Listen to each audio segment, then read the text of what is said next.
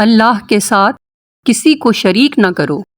جب ہم کلمہ پڑھتے ہیں لا الہ الا اللہ محمد الرسول اللہ، تو ہم اللہ تعالیٰ سے اقرار کرتے ہیں، وہ اقرار جو سب سے پہلے اللہ تعالیٰ کی تعریف میں اس کتاب قرآن پاک میں نقل کیے ہیں، یعنی یہ کہ اللہ ایک ہے اور اس کے سوا کوئی عبادت کے قابل نہیں۔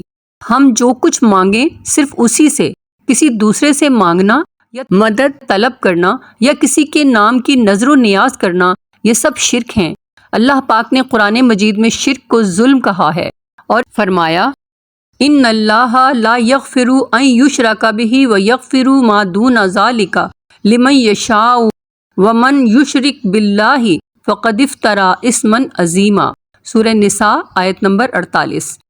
ترجمہ: تحقیق اللہ نہیں بخشتا ہے یہ کہ اس کے ساتھ کسی کو شریک ٹھہرائے، اور بخشتا ہے اس کے علاوہ جس کو چاہے، اور جس نے شریک ٹھہرایا اللہ کا اس نے بڑا طوفان باندھا۔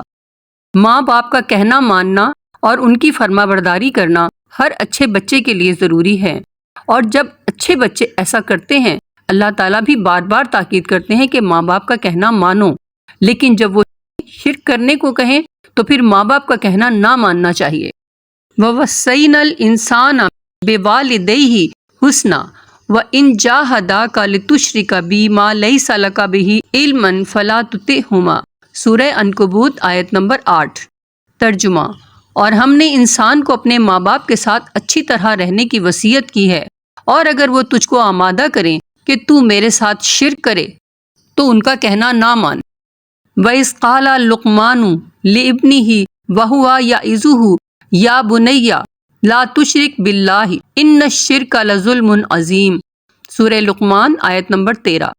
ترجمہ: اور جب کہا لقمان نے اپنے بیٹے کو جب اس کو سمجھانے لگا، اے بیٹے شریک نہ ٹھہرائیو اللہ کا، بے شک شریک بنانا بڑی بے انصافی ہے۔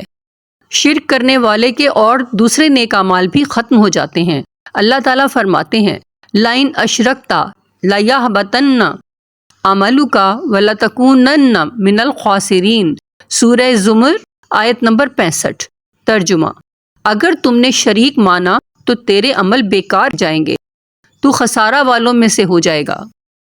نبی اکرم صلی اللہ علیہ وسلم نے فرمایا کل ابن آدم خطاء وخیر الخطائین التوابون۔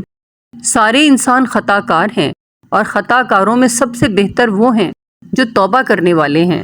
جامع ترمذی 2499۔ Thanks for watching. Like, share, subscribe.